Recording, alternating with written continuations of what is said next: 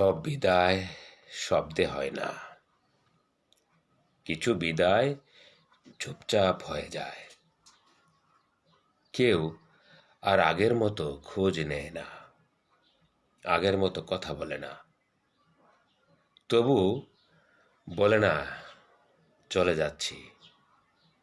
এই নীরব বিদায়টাই সবচেয়ে কষ্টের। কোনো ঝগড়া নেই, কোনো অভিযোগ নেই, তবু মন বুঝে যায় যে মানুষ একদিন প্রাণ ছিল, প্রিয় ছিল, আপন ছিল, সেই আজ নিঃশব্দে দূর হয়ে যাচ্ছে। আর আমরা শুধু তাকিয়ে থাকি, না কিছু বলতে পারি, না থামাতে পারি, কারণ কিছু সম্পর্ক চিৎকার নয়, ভেঙে যায় একদম নিঃশব্দে। সব বিদায় শব্দে হয় না।